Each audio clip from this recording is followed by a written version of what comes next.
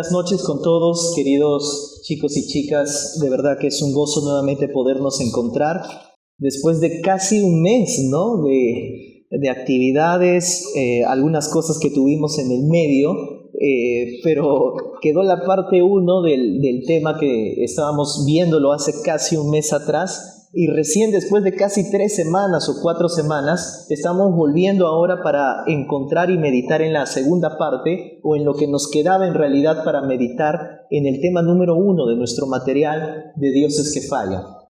El día de hoy estamos abarcando el tema, el título en realidad es el mismo que el anterior, Todo lo que siempre has deseado, parte 2. Pero esta vez ya no estamos hablando de una etapa en la que Abraham estaba simplemente ya con el recién nacido, sino ya estamos ahora por hablar acerca de una etapa en la que ya el hijo había crecido. Pero permítanme, vamos a orar para que el Señor nos pueda dirigir a través de su Espíritu en esta noche. Oremos. Señor, queremos darte gracias en tu nombre por darnos la oportunidad de reunirnos, de congregar, Señor, aquí en la iglesia, de poder juntarnos como jóvenes, Señor, sabiendo que el día de hoy, un sábado por la noche, es el día, Señor, estimado por la gran mayoría, Señor, del mundo, para que muchas personas de nuestra edad, o quizás un poco más, puedan salir a divertirse, a hacer cualquier otra cosa de su vida, pero nosotros hemos tomado la decisión que la mejor parte de nuestra vida serás tú. Hemos tomado la decisión, Señor, que si hay algo que invertiremos nuestras vidas, hay algo en la cual, Señor, nos esforzaremos, Señor, diariamente, semanalmente, mensualmente, todos los días de nuestra vida, Señor, es en buscar tu voluntad a través de tu palabra. Y hoy, Señor, con un tema tan importante como el que estamos por tocar el día de hoy respecto a la idolatría y lo que tengas que seguir añadiendo nuestro entendimiento respecto a esto, rogamos por favor que la iluminación de tu Espíritu pueda estar sobre nuestras mentes, más allá del estado anímico en el que alguno de nosotros hayamos podido, Señor, venir acá al templo. Te rogamos por favor, Señor, que nos dirijas por amor de tu nombre, para edificación de tu iglesia y para la glorificación, Señor, tuya en medio de nuestra obediencia hacia tu voluntad. Guíanos, por favor, en el nombre de Jesús. Amén. El día de hoy, queridos jóvenes y señoritas, queridos hermanos y hermanas, permítanme un poco hacer el preámbulo antes de avanzar con lo que estábamos el día de hoy por avanzar, página 11, si es que alguno de ustedes no se ubica en su material. Estábamos viendo hace un par de semanas atrás la historia de Abraham. Y realmente fue muy, diría yo, tan claro y tan confrontante el Señor con nosotros, cuando el Señor nos ayudaba a entender que en realidad una de las cosas por las cuales Dios puede ejercer castigo, disciplina, y en realidad una de las peores cosas que el Señor puede permitir en la vida de una persona, ¿saben cuál es? Que cumpla sus sueños. Cumplir tus sueños en realidad puede ser lo peor que te pasa en la vida. Eso es lo que estábamos meditando. Fue muy chocante, es contracultura lo que estábamos viendo hace un par de semanas atrás. Todo el mundo, mis hermanos, incluso desde algunos púlpitos de iglesia, se exhorta, se anima a los jóvenes el día de hoy: cumple tus sueños, hagas. Pero con lo que vimos en Romanos capítulo 1, recuerdan ustedes, que una de las cosas que el Señor permite como castigo del pecado es que la gente cumpla sus sueños, siga su corazón. Solamente cuando rendimos, escuchen, solamente cuando rendimos nuestro corazón y rendimos nuestros sueños a la voluntad del Señor, solo allí el Señor puede colocar nuevos sueños. Y son esos sueños que nos capturan, esos deseos ahora de cumplir ya nuestra voluntad, sino la voluntad del Señor. ¿Recuerdas? Y ahí es donde tomamos el caso de Abraham. Abraham, ¿recuerdas en Génesis 12? El Señor le dice que salga ¿de dónde? De su casa, de su parentela, de su ciudad, de su lugar. Y estábamos viendo, por ejemplo, que Abraham ya había cumplido sus sueños. Abraham seguramente había hecho carrera ahí, ya tenía empresa ahí, ya había cumplido todos sus sueños ahí. Ya era una persona de más de 60 años, tenía toda una vida cumpliendo sus sueños, y de repente Dios le dice: sal de tu casa, de tu parentela. El llamado, el primer llamado de Dios es: abandona tus sueños, Abraham. Pero no lo dejó sin sueños. Cuando alguien, mis hermanos, queridos chicos y chicas, cuando alguien rinde sus sueños al Señor, el Señor comienza a colocar nuevos sueños en él. Y eso fue lo que hizo precisamente Dios con Abraham. ¿Cuál es el nuevo sueño que Dios le colocó a Abraham?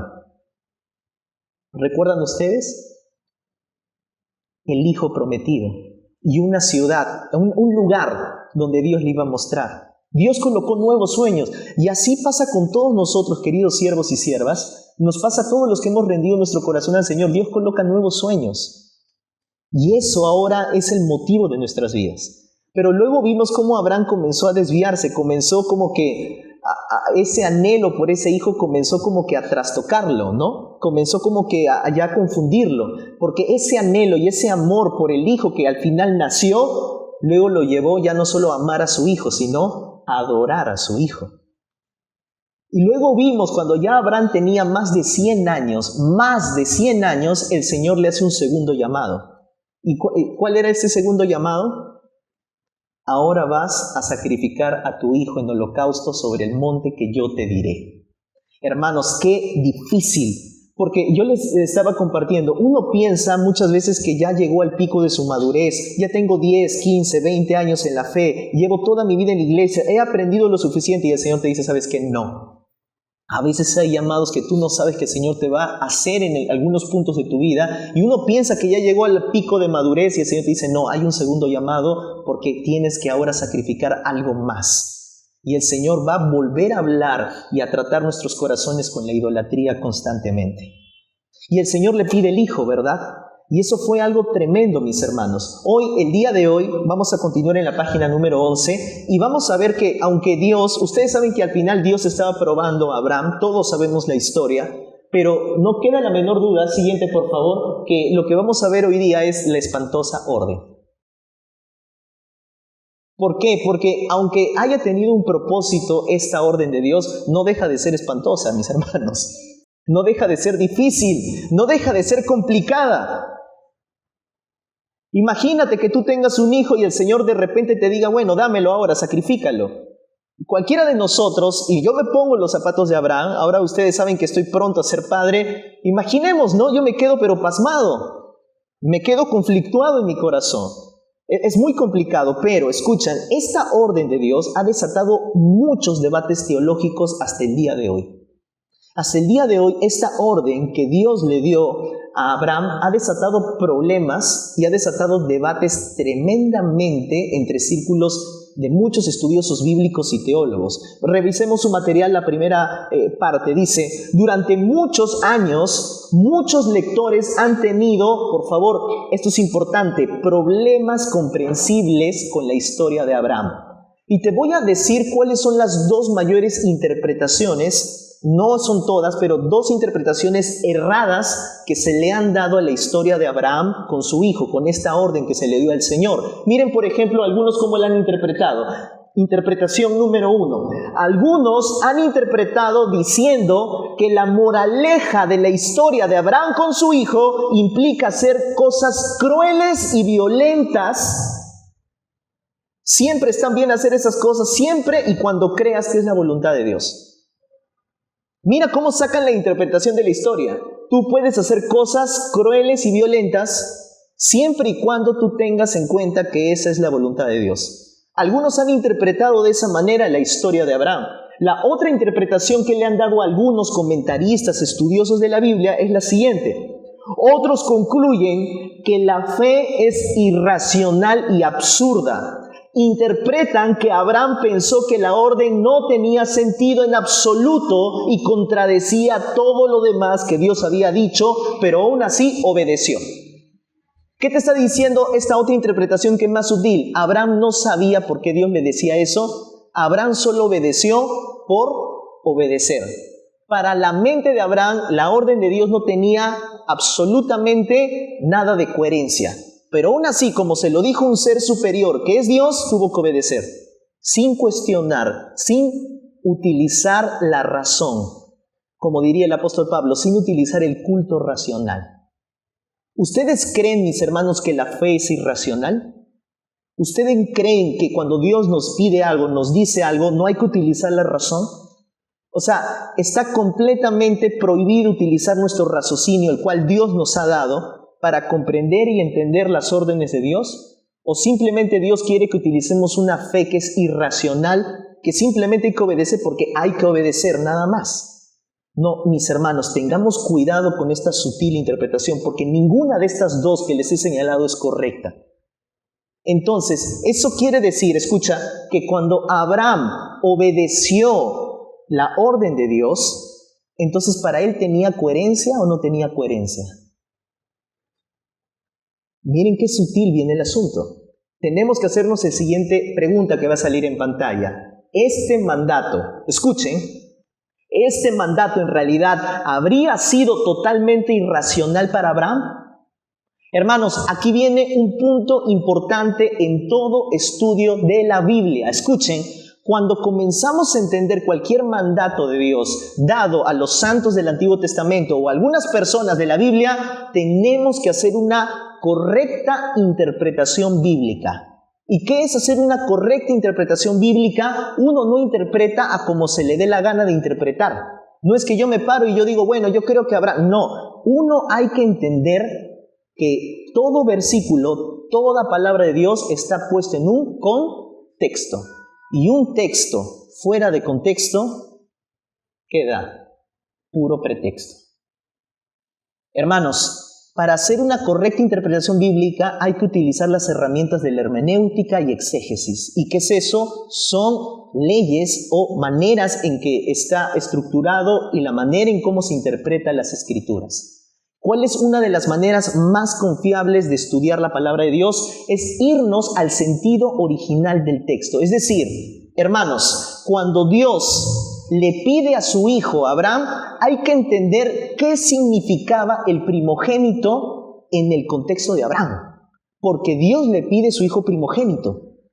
Entonces, ¿qué pensaba el pueblo judío en el contexto original sobre el primogénito? ¿Cómo relacionaba entregar al hijo, al primer hijo, en el contexto de Abraham? Eso es hacer una correcta interpretación bíblica en su contexto y de ahí sacar las enseñanzas para nuestras vidas. Porque si no, mis hermanos, si no hacemos eso, yo puedo hacer cualquier conclusión desbaratada entre ustedes y ustedes me van a creer. Pero hay que utilizar correctamente nuestro raciocinio. Sigo leyendo. Para interpretar correctamente este mandato, debemos de tomar en cuenta el significado que tenía el primogénito en el pensamiento judío.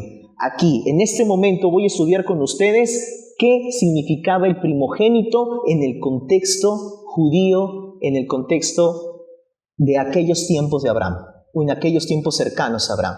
Veamos algunas cosas que tienen que entender sobre los primogénitos. En primer lugar, una de las cosas que se nos menciona sobre los primogénitos, y por favor atentos a esto, el hijo mayor, es decir, el primogénito, recibía la mayor parte de la tierra y la riqueza para que la familia no perdiera su lugar en la sociedad. En otras palabras, queridos chicos y chicas, ¿quién recibía la mayor herencia? ¿Y quién recibía la mayor parte de las tierras heredadas? ¿Cuántos de ustedes son el primer hijo? Aquí. Primogénitos. Bueno, pero si nacías mujer, lamento decirte que el primogénito pasaba a ser el primer varón también. Reglas de aquellos tiempos, mis hermanos. Ahora, el primogénito recibía eso. Ahora, es muy interesante porque el primogénito en el contexto de la Biblia era muy importante. Tan importante, mis hermanos, que aparece en las Escrituras. Miren, por ejemplo, Deuteronomio capítulo 20, versículo 17. Miren lo que dice. Mas al hijo de la aborrecida reconocerá como primogénito. Pero sigue leyendo para que sigas entendiendo el contexto. Pero para darle el doble de lo que corresponde a cada uno de los demás, porque él es el principio de su vigor y suyo es el derecho ¿de qué? De la primogenitura. Imagínate que aquí la Biblia está hablando de que el primogénito tiene un derecho. Es muy interesante. ¿Y qué significa que tiene un derecho? Siguiente, por favor. El derecho, ese derecho que habla de la primogenitura, habla que ese primer hijo, en primer lugar, es el vigor del papá. Es el primer hijo, es el que tiene el vigor del padre al tener su primer hijo. Y por lo tanto, ese primer hijo va a recibir una herencia, va a recibir un derecho de primogenitura. Y ese derecho de primogenitura era, en primer lugar, dinero y terrenos. ¿Saben por qué? Porque ese hijo iba a ser el que iba a representar a la familia durante los años que vengan. Pero, escucha bien, el derecho de la primogenitura o la primogenitura no solamente tenía un contexto de dinero y de tierras, sino también tenía un contexto espiritual. Es decir, el primogénito no solamente iba a recibir la mayor herencia, no solamente iba a recibir la mayor parte de las tierras, sino que el primogénito iba a ser el líder espiritual de toda la familia. Él iba a tomar la posta espiritual de todo lo que venía. Él iba a conducir espiritualmente a toda la familia y todo lo que representaba esa familia. El primogénito tenía una gran labor, no solo privilegios recibidos, sino una gran labor espiritual. O sea, si tú eras el primogénito, la carga que venía sobre ti, no solamente en términos de terrenos y dinero, sino sobre lo espiritual, conducir a toda la familia, era tremendo. Era lo que permitía que las familias perduren por los años. Ahora, ¿te das cuenta por qué Dios se enojó tanto con Esaú? Porque ¿qué hizo Esaú? ¿Qué rechazó o qué vendió? Su primogénito. Ahora, ¿te das cuenta de la gravedad? O sea, Esaú rechazó no solamente la herencia física, sino que vendió el liderazgo espiritual. Qué tremendo, mis hermanos. Qué fuerte. Ahora, para el pueblo judío el primogénito representaba que la familia iba a seguir perdurando. Era no solamente terrenos, era mi prolongación espiritual, era mi liderazgo espiritual, era lo que iba el futuro de la familia. Eso representaba el primogénito. Ahora, imagínate que Dios ahora le pide el primogénito a alguien. Y aquí yo lo puse en el material. El llamado a entregar al hijo primogénito sería como pedir a un cirujano que renunciara al uso de sus manos. Pedirle a alguien a su primogénito es como decirle a un futbolista que le entreguen las piernas para ya no volver a jugar. Es pedirle a un artista que entregue sus ojos para ya no volver a ver. Así de fuerte, queridos hermanos y hermanas, así de fuerte era entregar al primogénito, era entregar tu futuro, básicamente. Y esto lo pone más gravedad. ¿Por qué Dios entonces le pide un primogénito? El único primogénito que tiene Abraham. Siga leyendo conmigo. Segunda cosa que tienes que entender de los primogénitos. Número 2. Dios le dijo a los israelitas que la vida del primogénito le pertenecía a él.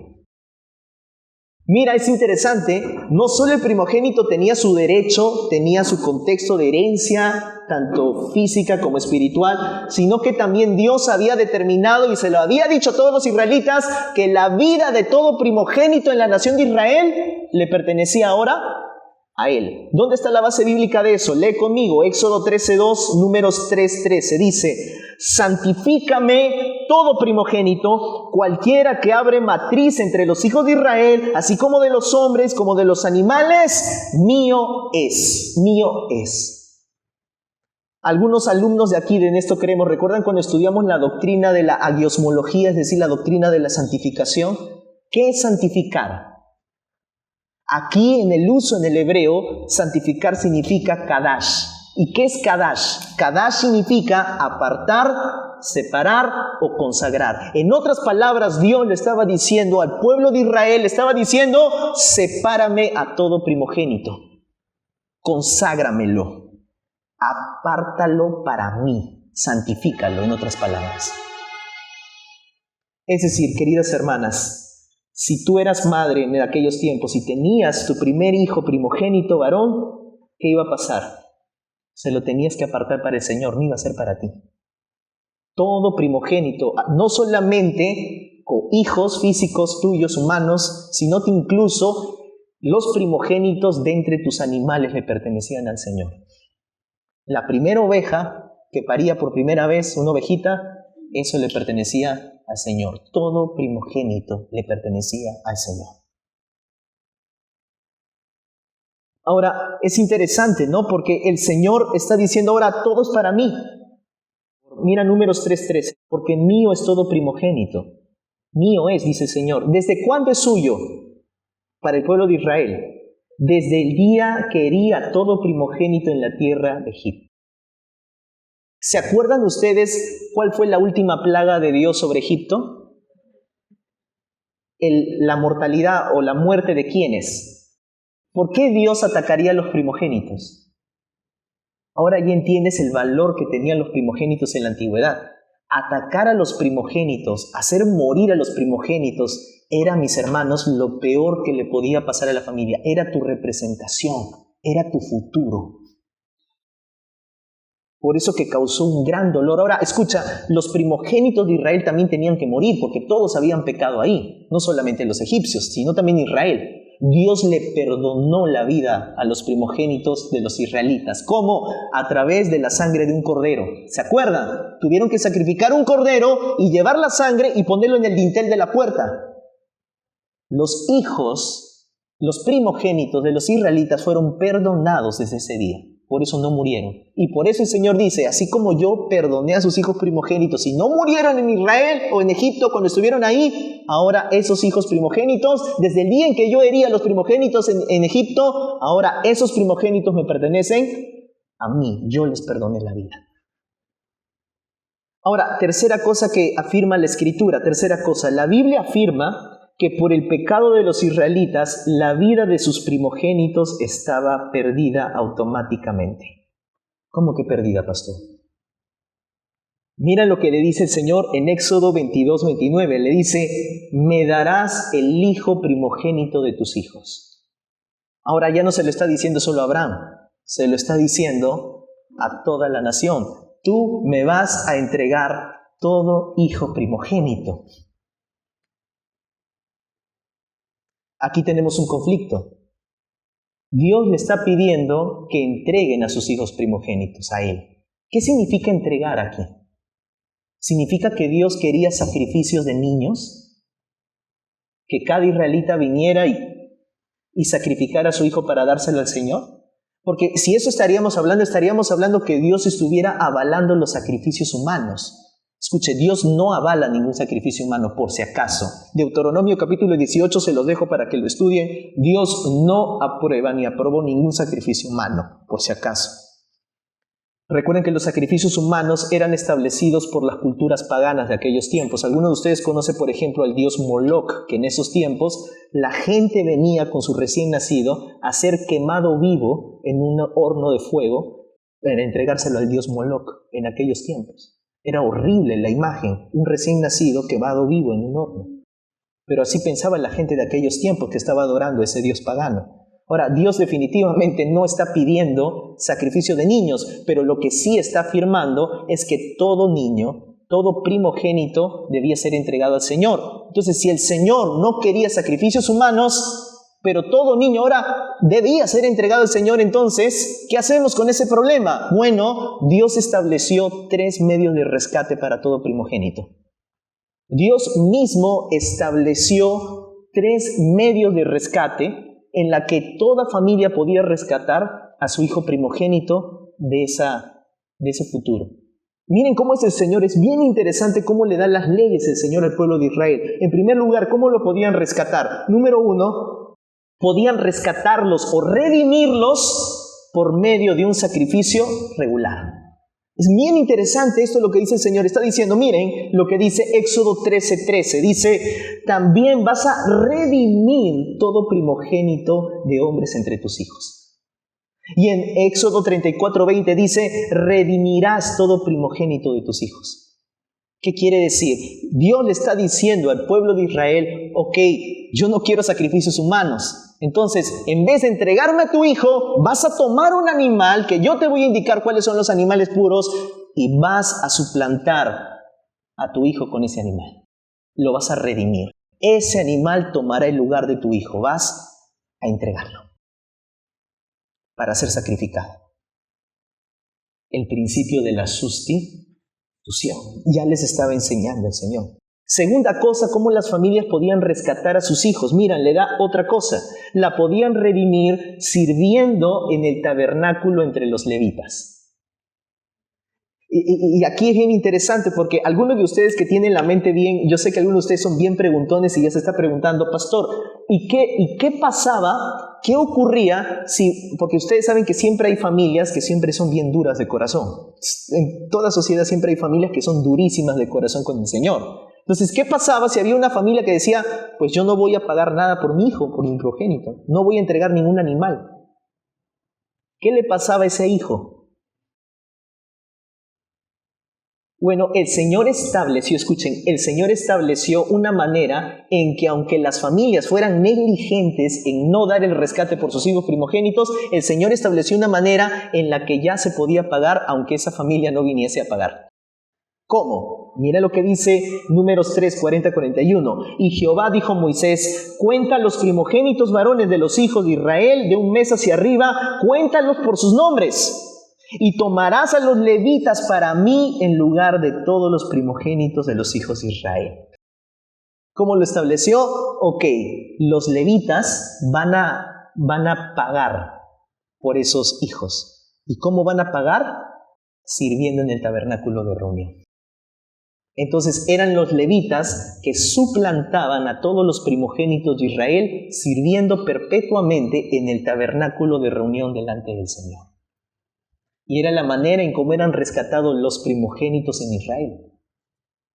Tercera forma en cómo se podía rescatar a los primogénitos. Ya te conté, sacrificios regulares, que el pueblo de Israel tome levitas y suplante a los hijos, a los primogénitos. Y en tercer lugar, lo podían redimir mediante el pago físico, dinero, de un rescate o redención al tabernáculo y los sacerdotes. Miren lo que establece el Señor. Números 13, 46, 48. Dice, y para el rescate, para la redención de los 273 de los primogénitos de Israel que excederán a los levitas, tomarás ¿cuánto dinero?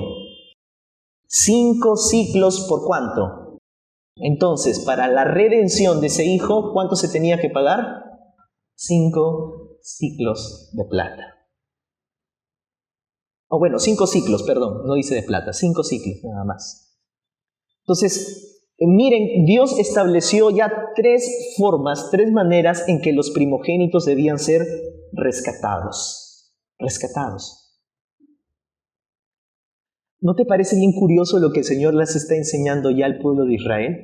Ahora, miren, y esto lo leo cuidadosamente porque hasta aquí hemos visto la manera en cómo era el concepto de los primogénitos en la cultura judía. Es decir, los primogénitos recibían una herencia grandísima. En segundo lugar, los primogénitos son del Señor. En tercer lugar, todo primogénito entonces también debía ser redimidos. Ahora te preguntarás, ¿por qué el Señor estableció el pago de una redención, de un rescate de los primogénitos? ¿Qué culpa tenían los primogénitos? ¿Qué pecado venía sobre ellos? ¿Acaso estaban pagando los pecados del padre? ¿Acaso estaban pagando los pecados de la familia? Bueno, lee conmigo atentamente el punto D ahí en tu material. Cuando Dios trajo a juicio sobre Egipto por esclavizar a los israelitas, su castigo máximo fue quitarle la vida a los primogénitos. La vida de los primogénitos estaba condenada por causa de los pecados de la familia y la nación. ¿Saben por qué? Y lo pongo por pantalla grande. No es el hijo que pague por el pecado del padre directamente, sino que el primogénito era visto como símbolo de la familia entera. La muerte o redención del primogénito recordaba que toda la nación estaba bajo juicio por el pecado y que solo la intervención de Dios podía salvarlos. O sea, cada vez que alguien tenía un primogénito, sabía que debía ser entregado al Señor, pero a la misma vez sabía que tenía que haber un rescate por ese hijo, porque Dios lo estableció en su ley. Por lo tanto, cada vez que nacía un hijo en la familia, todos recordaban, todos merecemos la muerte. Estamos bajo juicio, pero el Señor mismo estableció los medios para salvarnos del juicio, para el rescate. Es una interesante manera en la que Dios estaba recordándole a todo el pueblo de Israel que ellos no merecían nada, que solo su gracia, por medio de un rescate, podía salvar a su. Qué interesante, ¿verdad? Ahora, lean conmigo. Todo esto, todo lo que acabamos de hablar, yo sé que es bastante información y estoy corriendo un poco, Pero todo esto es crucial para interpretar la orden de Dios que le dio a Abraham. Escucha y te lo pongo por pantalla. Si Abraham hubiera oído la voz que le ordenara sacrificar a Sara en vez de a Isaac, él mismo, Abraham, habría sabido que no era Dios, porque eso contradice su justicia y su rectitud. Pero cuando Dios le pidió ofrecer a Isaac, no fue un mandato irracional. Isaac, como primogénito, representaba a la familia bajo juicio por el pecado. Dios no le pidió asesinar a Isaac en secreto, sino presentarlo como una ofrenda, mostrando que la vida del primogénito estaba perdida y necesitaba redención. Y si alguno de ustedes ya está sacando la línea de lo que estoy diciendo, es importantísimo esto. ¿Saben por qué? Porque cuando Dios le pide a Isaac, ese mandato no fue irracional. Para la mente de Abraham, pedirle a Isaac era decirle, ok, la vida de mi familia está representada en ese hijo primogénito, porque es la representación de lo que significaba el primogénito en ese entonces. Por lo tanto, si hemos pecado y estamos contra Dios, si hemos fallado al Señor, entonces la vida de este primogénito tiene que ser entregada.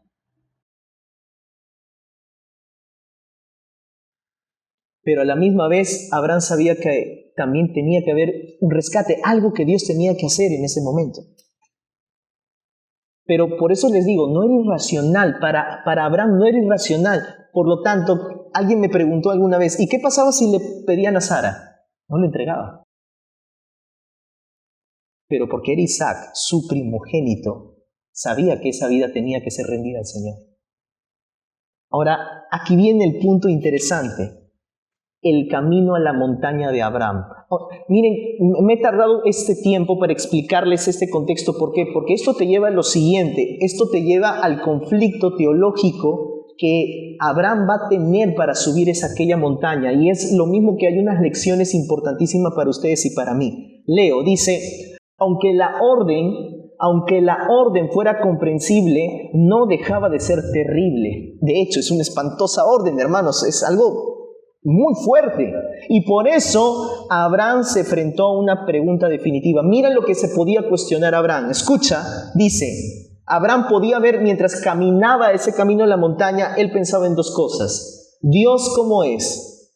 Es santo y ¿qué más? Por lo tanto, nuestro pecado significa que la vida de Isaac está perdida. Si Dios es justo y santo, merecemos la muerte. Porque Él es justo y santo, tiene que ser recto ante el pecado y todo pecado tiene que ser ejecutado a muerte.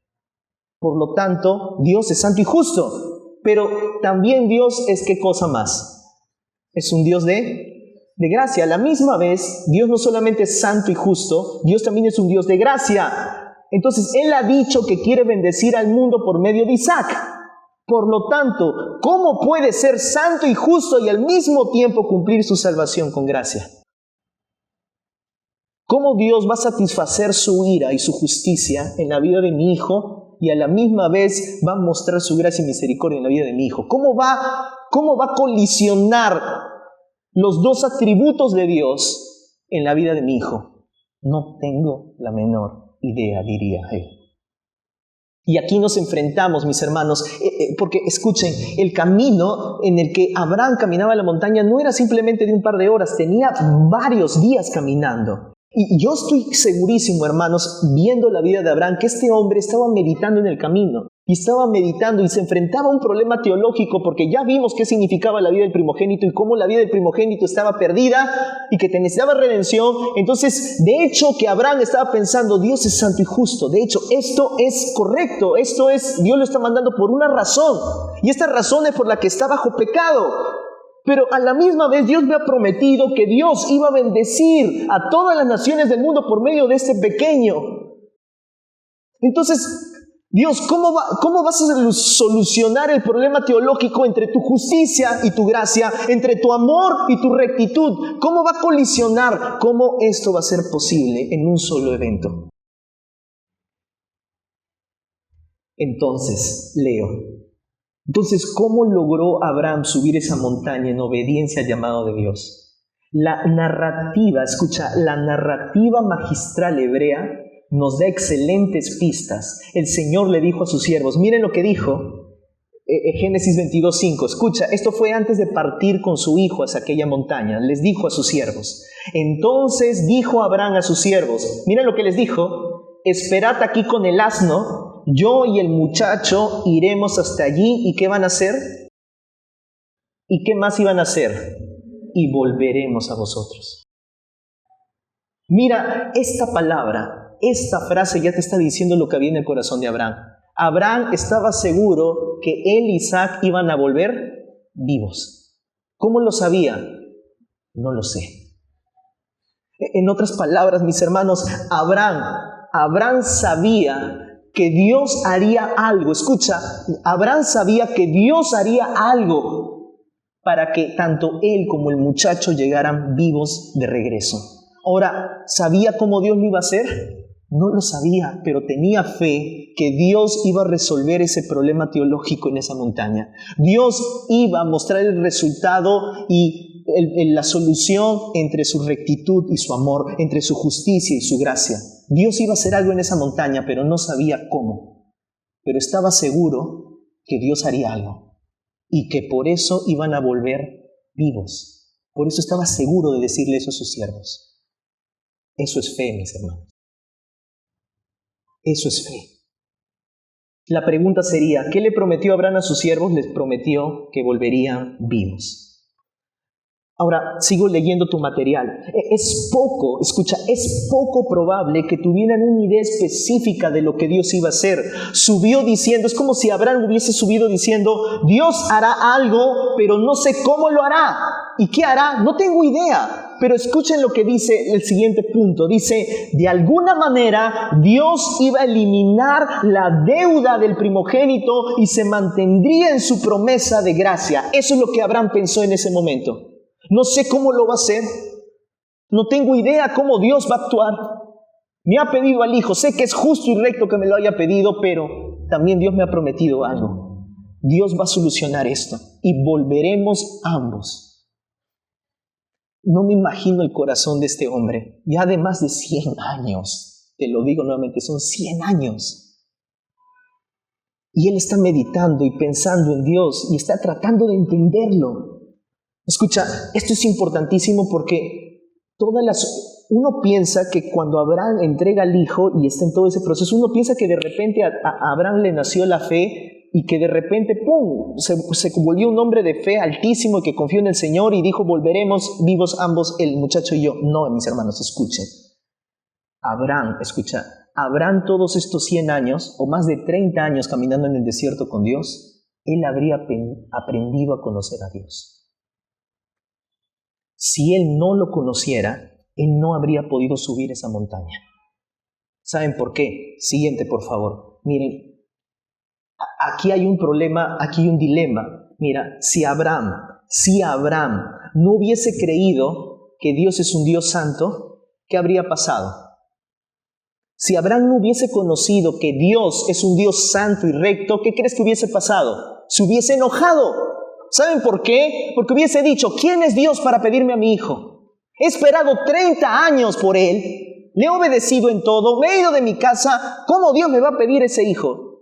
Pero Abraham no reaccionó así porque sabía que Dios era un Dios santo y justo. Habría aprendido a conocer a Dios. Y si no conocía a Dios en su santidad y su justicia, Abraham se habría enojado y habría pateado los tableros con Dios y no habría subido esa montaña. Pero por otro lado, miren esta parte.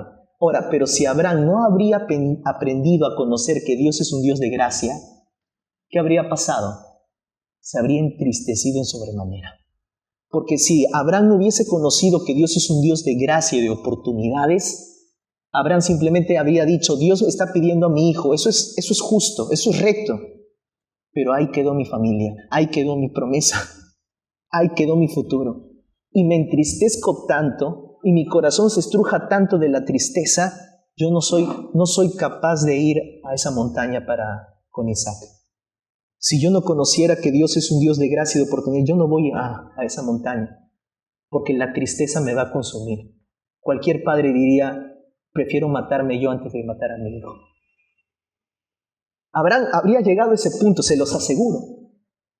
Pero ¿saben qué? La diferencia, Abraham conoció en ese tiempo, en todos esos 30 años, aprendió a conocer que Dios es un Dios santo y justo y que a la misma vez Dios es ¿qué? Es un Dios de gracia. Por lo tanto, escucha lo siguiente, por favor. Porque Abraham sabía que Dios era santo y también amoroso, pudo dar un paso tras otro para subir esa montaña. Y aquí, queridos hermanos, queridos jóvenes, aquí hay una enseñanza muy importante en tu vida. Escucha, tú no vas a poder subir esa montaña, hacer lo que Dios te ha pedido que hagas, si no has aprendido a conocer a Dios. Por más que tú ya sabes lo que Dios te está pidiendo y tú ya sabes a lo que tienes que renunciar, tú ya sabes lo que tienes que sacrificar, tú ya sabes lo que tienes que hacer, pero no vas a poder dar ni un solo paso a la montaña donde tienes que hacerlo si no has aprendido a conocer a Dios. ¿Sabes por qué? Porque en el camino o te vas a enojar en sobremanera o te vas a entristecer en sobremanera. Por eso les digo, conocer a Dios, escuchen, conocer a nuestro bendito y glorioso Dios le permitió a Abraham continuar ese camino a la montaña. Si Abraham no hubiese aprendido a conocer a nuestro Dios, él no iba a poder hacerlo. Le faltaría fe, le faltaría consistencia, le faltaría todo lo que se tiene que tener para subir una montaña de esa manera. Queridos jóvenes y señoritas, si no has aprendido a conocer a Dios, no vas a poder seguir avanzando en tu vida espiritual. Vas a seguir con tus mismos ídolos, vas a seguir con las mismas idolatrías en tu corazón y no vas a poder rendir tus ídolos delante del Señor, porque te falta conocer a Dios. Hay algunos de ustedes que todavía les cuesta soltar ese ídolo. El Señor te está pidiendo subir a la montaña porque tenemos que entregarlo, tenemos que renunciar, tenemos que destruir esos ídolos. Pero si no conocemos al Señor, vamos a estar tan confundidos que nos será imposible subir esa montaña. Abraham pudo subir porque conoció al Señor y lo conocía. No todo, obviamente, porque nuestro Dios es omnipresente, omnisapiente, omnipresente, omnipotente. Es imposible terminar de conocer a un Dios así, pero lo conocía lo suficiente para poder dar cada paso a esa montaña.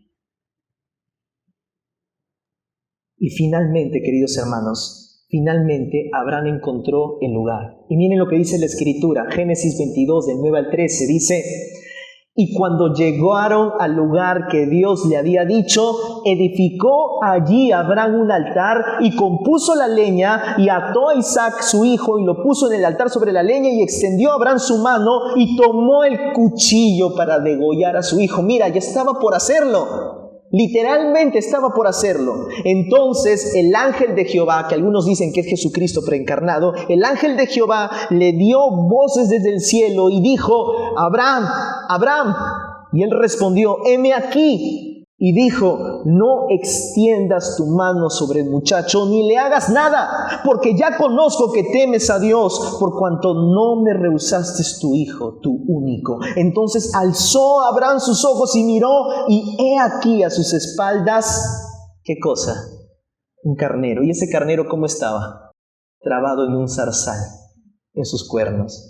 Y fue Abraham y tomó ese carnero y lo ofreció en el holocausto en lugar de su hijo. En otras palabras, ahí estaba la solución entre la justicia y la gracia. Dios satisfació su justicia y su rectitud tomando un reemplazo en lugar de su hijo, y a la misma vez mostró gracia y misericordia permitiendo vivir a Isaac para que se cumpliese su promesa de salvación, no solamente para el pueblo de Israel, sino para todos nosotros los gentiles, todas las familias en la tierra. Seríamos benditos en la simiente de Abraham. Es interesante cómo Dios recompensó la fe de este hombre. Ahora, esto nos lleva a un siguiente punto importante en tu material: el peligro de las mejores cosas del mundo. Y vaya, queridos chicos y chicas, que tenemos que meditar en esto. Leo y rápidamente. Lo que Abraham pudo ver fue en esta prueba que Dios estaba tratando, o en esta prueba que se trataba de amar a Dios de forma suprema. Mire lo que el Señor le dijo a Abraham. No sé si te habrás fijado en esta frase de lo que le dijo el Señor a Abraham. En Génesis 22:12 le dice, ya conozco que ¿qué cosa? Que temes a Dios por cuanto no me rehusaste a tu hijo, tu único. Ahora es interesante aquí cuando le dice Dios, ya sé que temes al Señor. ¿Qué está tratando de decirle aquí? El término hebreo de temer aquí significa yaré. ¿Y sabe qué significa yaré aquí? Yaré es traducido como reverencia, reverente. En otras palabras, Dios le está diciendo, ya conozco que tú me eres un siervo reverente. Pastor, ¿y qué es reverente?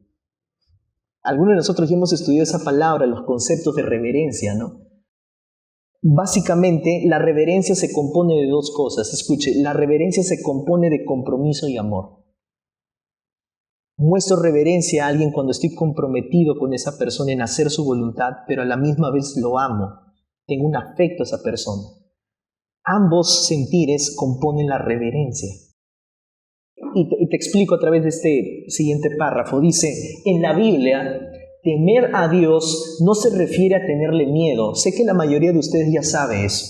Sino a estar comprometido, por favor, comprometido de corazón con Él. El temor a Dios es un asombro, también completen, es un asombro lleno de amor y gozo. Es estar maravillados ante la grandeza de Dios. El Señor está diciendo, ahora sé que me amas más que cualquier cosa en el mundo. Y eso es lo que significa temer a Dios. Básicamente, Dios permitió esta prueba en la vida de Abraham para que Abraham pudiese salir reluciente como el oro en cuanto a su amor por el Señor. Ahora, escucha, esto no quiere decir, sigo leyendo, que Dios estaba intentando descubrir si Abraham lo amaba. Pregunta, ¿Dios conoce los corazones? ¿Dios conoce lo más profundo que hay en tu corazón?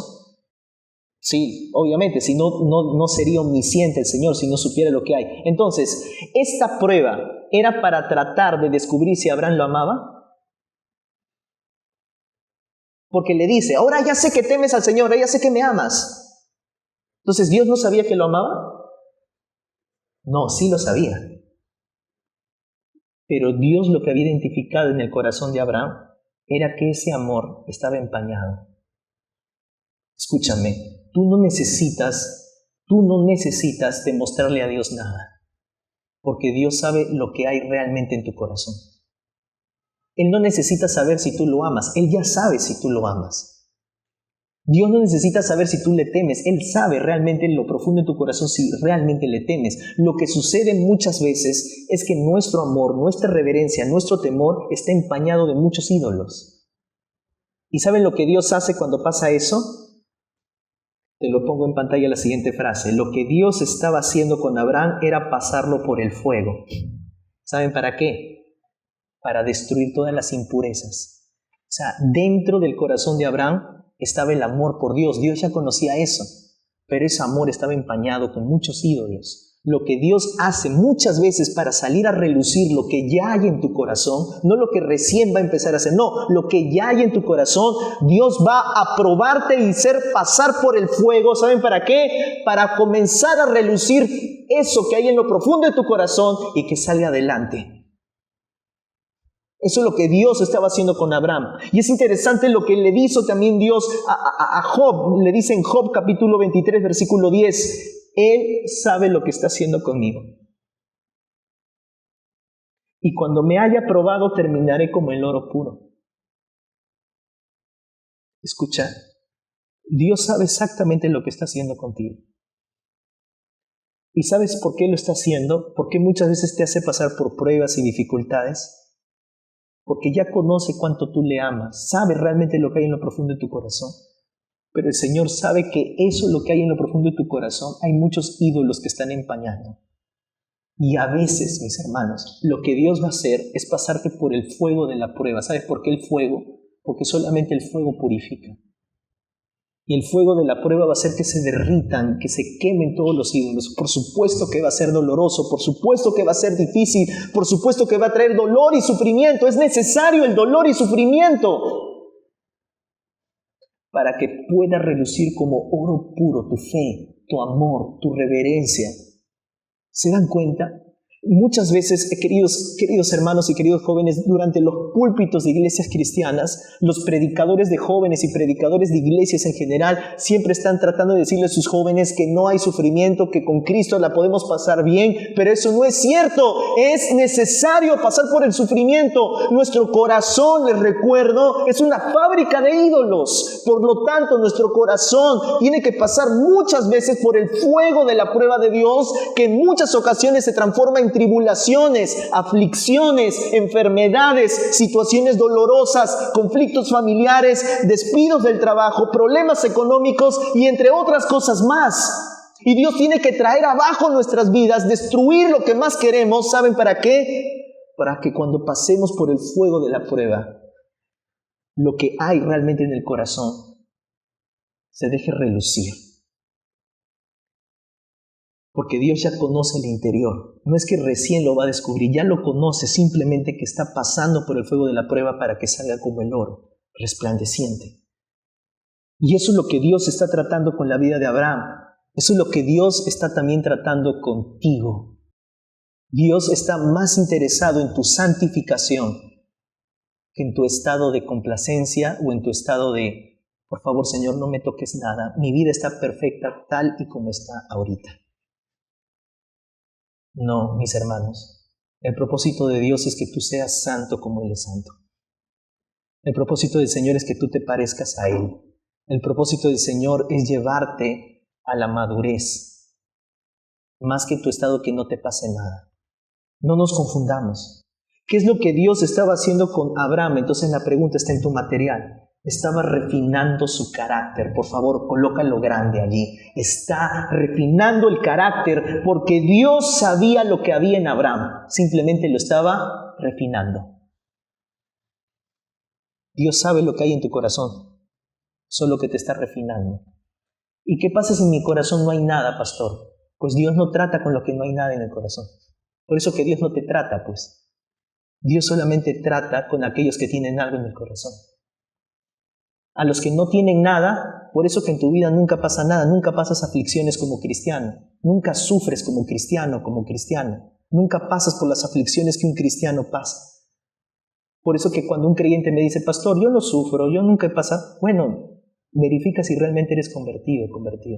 Porque un cristiano verdadero siempre sufre, en alguna medida, hay aflicción, porque Dios siempre está tratando a sus hijos para purificarlos y refinarlos. Más bien, preocúpate cuando en tu vida no haya nada. Es de verdad que cuando todo está tranquilo, yo digo, ahí son los signos de alarma de un cristiano. Porque cuando no está pasando nada, o dos, o ya te uniste al mundo, y ahí pues no pasa nada, ¿no? O simplemente nunca fuiste un convertido, convertida. Entonces, por favor, toma en cuenta esto. Sigo leyendo. No es difícil ver por qué Dios estaba usando a Isaac como medio para lograr ese objetivo. Te lo pongo en pantalla, esto es importantísimo, muy importante, es casi el corazón del tema de hoy. Escucha, si Dios no hubiese intervenido, Abraham habría llegado a amar a su hijo más que a cualquier cosa en el mundo, si es que ya no lo amaba de esa manera. Eso habría sido idolatría, y toda idolatría es destructiva, por lo cual Abraham habría terminado de deformar el carácter y la espiritualidad de su hijo. ¿Saben lo terrible que hubiese pasado si Dios no hubiese intervenido? Si Dios no hubiese intervenido con Abraham, no hubiese permitido esa aflicción de entregar al hijo, ¿saben qué? Abraham habría terminado de postrarse delante de su hijo y adorarlo. Y si Abraham hubiese terminado con ese carácter de idólatra, ¿saben qué habría pasado con Isaac? Isaac, su carácter y su vida había sido deformada por la vida de su padre. Y si eso pasaba con Isaac, todo lo que ocurriría después de Isaac iba a deformar la línea mesiánica que se formaría luego con la vida de Isaac. Y todo hubiese sido deformado, y todo el pueblo de Israel hubiese sido desviado hacia la idolatría. No hubiesen confirmado la presencia y la voluntad de Dios que tenía enmarcado al pueblo de Israel. Quizás para Abraham, queridos jóvenes y señoritas, Dios estaba siendo muy duro con él. Pero ¿saben qué? En realidad Dios estaba cuidando a Abraham. Dios estaba cuidando a Abraham. Lo que para nosotros, escucha, lo que para nosotros a veces es un trato durísimo de Dios, porque uno no se podría imaginar, Dios está siendo muy rudo con Abraham, está siendo muy duro, se le está sobrepasando las manos. ¿Cómo le va a pedir al hijo? ¿Cómo lo va a hacer sufrir de esa manera? Pero en realidad, eso es bajo nuestra perspectiva humana. Bajo la perspectiva de Dios, Dios estaba cuidando el corazón de Abraham, lo estaba protegiendo. ¿Sabes de qué lo estaba protegiendo? De la idolatría. Por favor, nunca olvides el versículo de Romanos 8:28 que dice: y sabemos que a los que aman a Dios, todas las cosas que pasan, es lo que Dios estaba haciendo con Abraham. ¿Cómo tú puedes ver el bien de Dios que Dios te pida a su hijo para ser sacrificado? ¿De dónde le puedes encontrar el bien? Abraham, de hecho, que no lo sabía, pero Dios estaba formando su corazón. Dios estaba cuidándolo para que Abraham no permitiese que la idolatría siguiese avanzando. A veces, queridos hermanos, y yo lo he experimentado también de primera mano, cuando el Señor a veces pareciese que es demasiado conmigo. Seguramente a veces quizás tú lo has pensado: Dios, déjame reposar, parece que salgo de una y entro en otra. Y pareciese que entramos en diversas situaciones en las que pareciese: Señor, esto es demasiado, es muy fuerte lo que estás haciendo conmigo. Y pareciese como si el Señor estuviese rompiendo tu corazón, como si el Señor estuviese quebrando lo más profundo que hay en ti. Y obviamente duele porque Dios está quebrando tu vida, está quebrando tus ídolos, está quebrando lo que hay en lo profundo de tu corazón, y es una experiencia dolorosa. No es bonito, mis hermanos, salirse de idolatría. No es un momento como que pensamos: oh Señor, y levanto manos y doblo rodillas, y una experiencia estática. No, quebrar ídolos y ser tratado por el Señor es una experiencia dolorosa, lo es. Y a veces pareciese que el Señor está destruyendo nuestro corazón, pero no es así. Dios está cuidándonos y está limpiándonos. Y está evitando que tu corazón se llene de idolatría. Sigo leyendo. Desde esta perspectiva, vemos el trato extremadamente duro de Dios a Abraham, en realidad, y vuelvo a aclarar, en realidad nunca fue duro, en realidad fue misericordioso, como ya lo expliqué.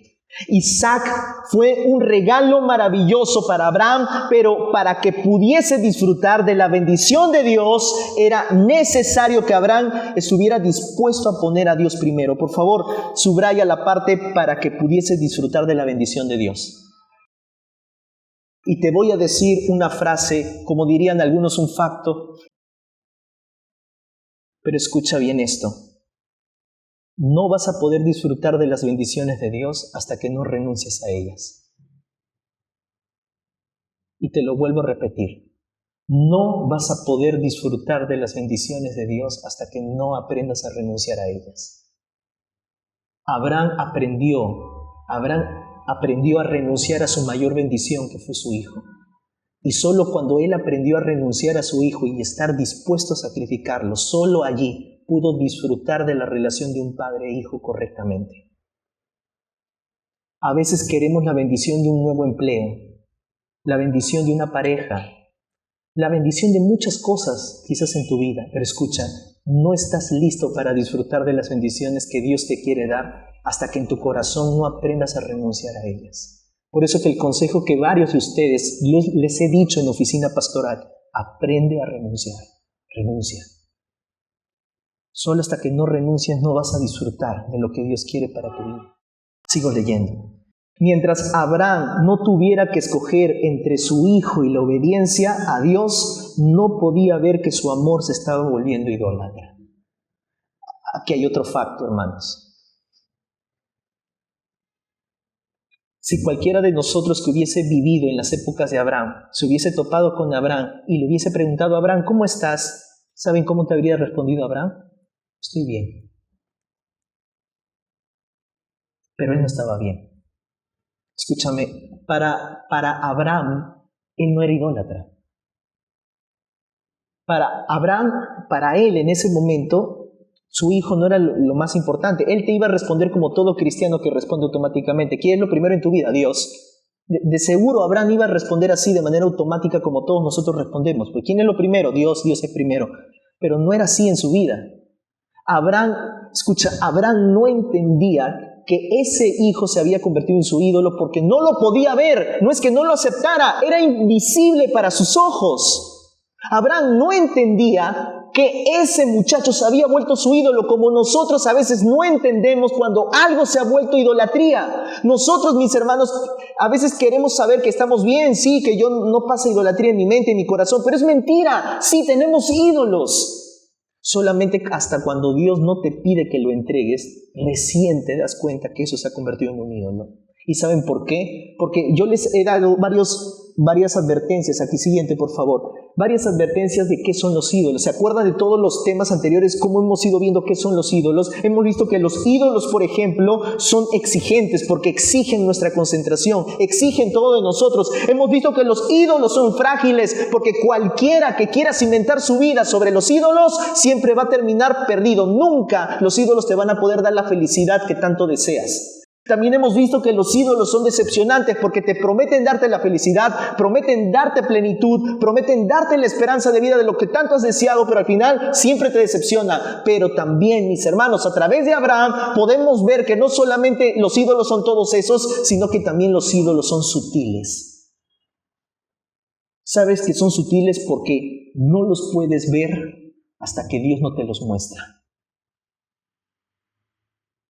Quisiera decirles como pastor que yo nunca he pasado por eso, pero en realidad ustedes no saben las muchas veces en las que el Señor en mis tiempos a solas me ha tenido que abrir los ojos y mostrar que sí tenía muchos ídolos. Y yo podría decir como Abraham, estoy bien, Señor, no hay nada en mi corazón, no tengo ídolos, soy pastor, soy un líder de la iglesia, tengo espiritualidad, tengo años en la fe, por supuesto que no tengo ídolos. Pero no es así. Hasta que Dios no te abre los ojos ante esta realidad, no los vas a poder ver, porque los ídolos son sutiles e imperceptibles. Necesitas la ayuda del Espíritu Santo para que Dios te muestre la idolatría. Termino. Y tenemos que ir terminando. A menudo no nos damos cuenta de que algo se ha convertido en un ídolo en nosotros hasta que enfrentamos una situación en la que obedecer a Dios implica renunciar a aquello que más valoramos. Escucha bien, si no estamos dispuestos a perder lo que amamos con tal de hacer la voluntad de Dios, esa cosa se ha convertido en Dios falso en nuestro corazón. Si no estamos dispuestos a renunciar a aquello que amamos, esa cosa se ha convertido en un ídolo falso en el corazón. ¿Estás listo para renunciar a tus sueños? ¿Estás listo para renunciar a lo que más deseabas en la vida? ¿Estás listo para renunciar a tu título, a tu carrera, a tu puesto laboral? ¿Estás listo para renunciar a todo aquello que alguna vez deseaste tener? Si no eres capaz de renunciar a eso, eso se ha convertido en un ídolo falso en tu corazón. ¿A qué significa renunciar? Eso tendríamos que ver. Ahora, es interesante que toda esta historia en la vida de Abraham nos tiene que hablar del sustituto. Ahora, ¿saben qué? Voy a pasar al segundo párrafo de frente. Miren, es interesante. Siguiente, por favor. Hace muchos años después, en esas mismas montañas, hubo otro primogénito que fue puesto sobre la madera. ¿Sabías tú eso? Muchos años después, otro primogénito en esas mismas montañas fue puesto en unas maderas, al igual que Isaac. Pero allí, en ese monte de Calvario, no hubo un grito en el cielo de un ángel de Jehová diciendo, para, no hubo un grito. El Hijo de Dios dijo, Dios mío, ¿por qué me has desamparado? No hubo una voz en el cielo para que detuviera su liberación. En cambio, escuchen, Dios el Padre pagó el precio en silencio. ¿Por qué? Porque el verdadero sustituto del hijo de Abraham no era un cordero que estaba machacado ahí entre las ramas. No, el verdadero sustituto del hijo de Abraham era el Hijo de Dios, Jesucristo. Ese era el verdadero sustituto. El cordero o ese animal que estaba allí enmascado en esas ramas no pagó la deuda del primogénito. Fue Jesucristo que pagó la deuda del primogénito. ¿Y saben por qué? Porque la palabra de Dios dice en 1 Timoteo 3:18, dice, porque también Cristo padeció una sola vez por los pecados. el justo por los injustos para llevarnos a Dios. Hermanos, esto es importantísimo, porque se nos dice en la Escritura que Jesucristo es el verdadero sustituto de todos nosotros. Hubo un primogénito que sí realmente fue sacrificado para todos nosotros. Ahora, ¿por qué es importante comprender esto del sacrificio de Jesús sustitutorio? Escucha bien y te lo pongo en pantalla. Dios mostró su amor al no rehusar entregar su Hijo por nosotros. Y esa convicción nos da la fuerza para soltar los ídolos y descansar en su amor. ¿Saben por qué? Porque si Dios entregó a su Hijo, entregó lo que más amaba. Dios entregó lo que más amaba para darnos salvación a cada uno de los redimidos. Entonces, escucha, ¿por qué tú no soltarías lo que más amas para cumplir los planes del Señor? Los ídolos son los que más amamos. Y cuando vemos la entrega y el sacrificio de Dios Padre entregando a su Hijo para cumplir los planes redentivos de los seres humanos en el cual estábamos tú y yo, si es que eres cristiano, entonces nosotros podemos tomar ese mismo ejemplo y decir, Señor, tengo que entregar entonces también lo que más amo. ¿Y qué es lo que más amo? Son mis ídolos. ¿Saben para qué? Para terminar de eliminarlos y soltarlos en nuestras vidas. Esa convicción nos da fuerza para soltar los ídolos. Muchas veces, sigo leyendo, no nos damos cuenta de que algo se ha convertido en un ídolo hasta que Dios nos pide soltarlo. Puede ser un sueño, una relación, un logro o cualquier cosa que amemos demasiado. Si no estamos dispuestos a obedecer a Dios, esa cosa se ha convertido en un falso Dios en tu corazón. Y terminamos con esto, porque hemos visto el camino a la montaña de Abraham. Hemos visto lo que significó esa entrega del Hijo. Pero aquí viene tu parte. Ahora Abraham no solo tiene que subir a la montaña, ahora tú tienes que caminar esa montaña. Yo no sé cuántos de aquí realmente lo van a hacer, por más que sé que me están escuchando atentamente y eso me sorprende. Llevo un poco más de una hora predicando. Pero tienes que saber lo siguiente. Piensa en las muchas decepciones y problemas que enfrentas. Piénsalos. Los momentos más dolorosos de la vida son los momentos en el que nuestro Isaac, es decir, nuestros ídolos, están siendo amenazados. O sea, si te pones a pensar, te ruego que te pongas a pensar en los momentos en el que más conflicto has tenido internamente, te vas a dar cuenta que todos esos momentos de conflicto y de situaciones personales difíciles en tu vida personal, siempre se ha tratado de soltar cosas que siempre has querido.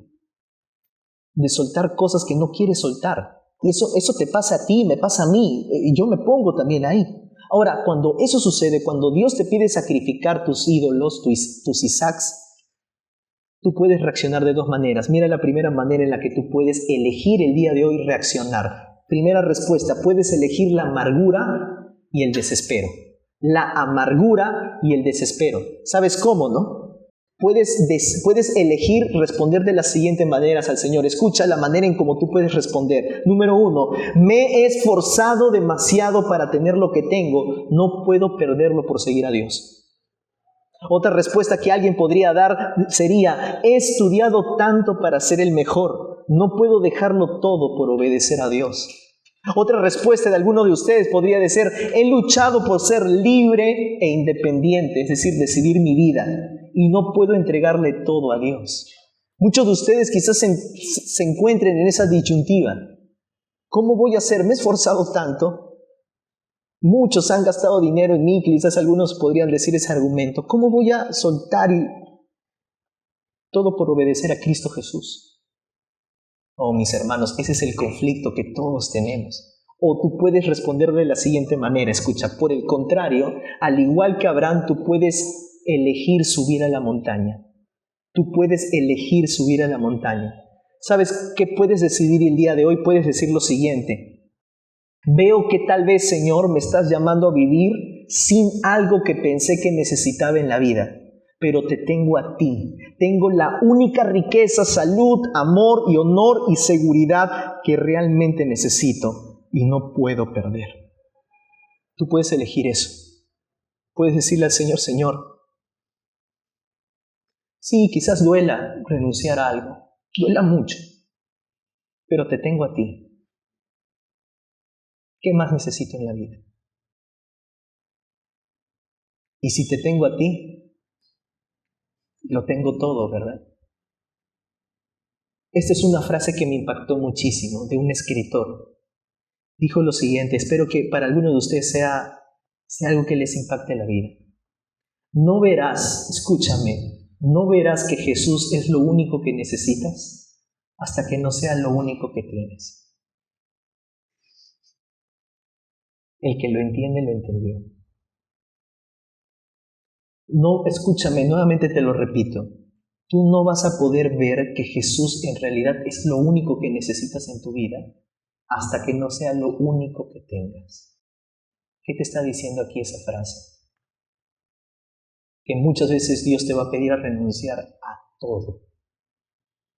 A algunos les va a pedir, yo estoy seguro que a algunos de ustedes, porque los he escuchado, hemos estado hablando durante algunas semanas, a algunos de ustedes el Señor les está pidiendo renunciar a varias cosas. De verdad, a varias cosas. Y alguno de ustedes quizá ya está pensando, es que si le entrego todo eso, yo me quedo sin nada, pastor. Exactamente, es lo que Dios quiere lograr, que te quedes sin nada. Porque solamente hasta cuando veas que Jesús es lo único que tienes, podrás ver que Él es lo único que necesitabas en la vida. Y a veces Dios, a muchos de nosotros, nos lleva hasta ese punto a quedarnos sin nada. Solamente que Jesús sea nuestro todo. Porque te recuerdo lo que dice Colosenses capítulo 2, versículo 10. En Cristo Jesús ustedes están completos y ya no tienen necesidad de nada. De nada. Leo lo último. No debemos equivocarnos pensando en que lo único que debemos de hacer en esta noche, según esta historia, es estar dispuestos a deshacernos de nuestros ídolos, en vez de realmente entregarlos para ser consumidos. Pues la imagen de ese chico, ¿no? Escucha, algunos de ustedes son bien inteligentes y dicen, ya pastor, yo estoy dispuesto a subir la montaña, dispuesto a sacrificar mis ídolos. No, escucha, Dios no quiere que estés dispuesto. O lo haces o no lo haces. No, aquí los entregas, no es que estés dispuesto.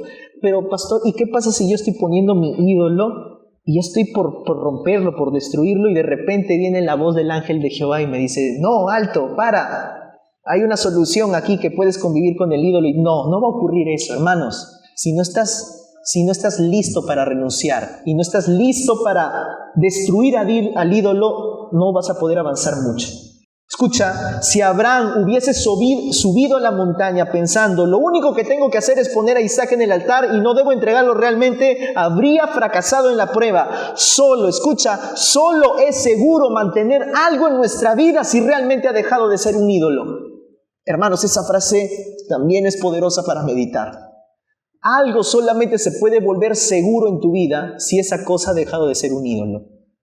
Si esa cosa es un ídolo, no es seguro en tu vida. No lo es. Sea trabajo, sea oportunidades de estudio, oportunidades incluso para irte al extranjero a estudiar.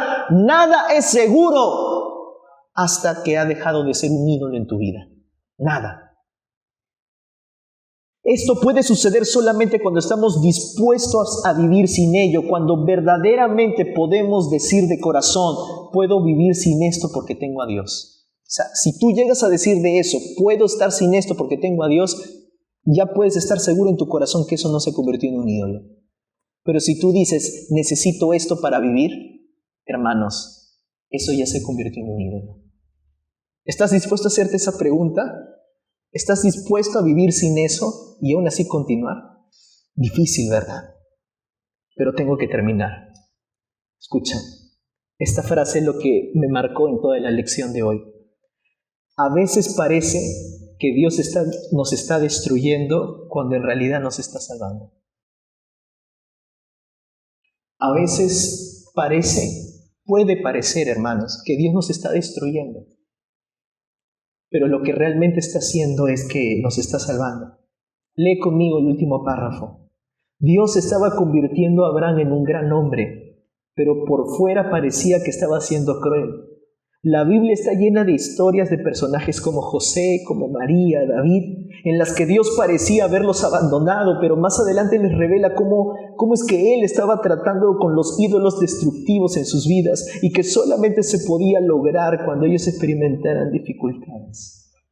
¿Sabes qué está diciendo aquí? Dios está tratando contigo, querido hermano, querida hermana, y está tratando conmigo. Nos duele, por supuesto que sí, nos quiebra, nos hace pasar momentos de dificultad, a veces muy fuerte, y puede parecer como esa fotografía, ¿no? El herrero destruyendo esa pieza de metal, pero no lo está haciendo, en realidad le está reconstruyendo.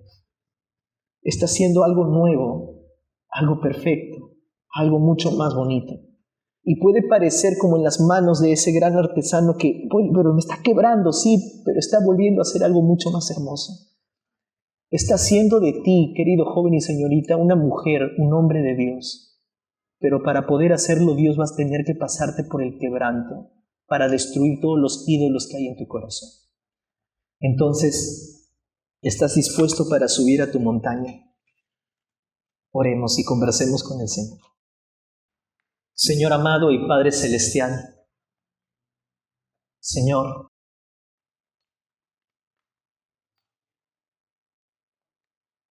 no ha sido un tema sencillo, Padre, en predicar, ni tampoco, Señor, sé que para los jóvenes escuchar. Ha sido, Señor, un momento de sentarnos a escuchar por quizás más de una hora y eso representa concentración muy fuerte también para nosotros. Señor, nos estás pidiendo que subamos a la montaña y no vamos a poder lograr, Señor, eso hasta que no aprendamos a conocerte a ti. Señor, te ruego y te pido para que puedas conducir a estos jóvenes y señoritas, Señor, a ser llevados por ti a conocerte de verdad. No vamos a poder subir esa montaña, Señor, hasta que no renunciemos y no aprendamos a conocerte. Llévanos a conocerte y a entenderte, Señor, que solamente tú eres el Señor. Padre bueno y Dios poderoso, a la misma vez, sé que puede ser la experiencia, Padre, de algunos jóvenes aquí presentes, en las que quizás sientan en estos tiempos de su vida cómo es que parece que tú estás destruyéndolos, Señor, pero no lo estás destruyendo. Estás tratando con nuestras vidas y con nuestros ídolos. Como iglesia hemos pasado un duro momento, Señor, en las circunstancias de nuestra congregación. Pero tú no estás siendo duro, Señor, en realidad nos estás salvando. Estás obrando en nuestros corazones para que salga todo tipo de idolatría en lo profundo del corazón. Señor, ruego y te pido para que lleves, Señor, a toda nuestra congregación, a estos jóvenes y señoritas, a mi propio corazón, a vivir, Señor, separado de aquello que puede a veces parecer imperceptible como son los ídolos en nuestro corazón. Ayúdanos a renunciar entonces a lo que más amamos, a lo que más añoramos, a lo que más deseamos, a nuestros sueños, para que tú coloques nuevos sueños en nuestro corazón, Señor. Padre, por favor, guíanos. Y si alguno de mis hermanos quizás aún después de toda esta predicación no puede identificar la idolatría, aún no puede identificar aquellas cosas que se han levantado, solo te ruego, Señor, que tu Espíritu Santo pueda dar claridad, colirio sobre sus ojos, para que al igual que Abraham, que no entendía que era idólatra hasta que tú no se lo mostraste, ayuda a algunos de mis hermanos que quizás están pasando por esa etapa aún. Gracias te doy, Señor, por este tiempo, en el nombre de Jesús.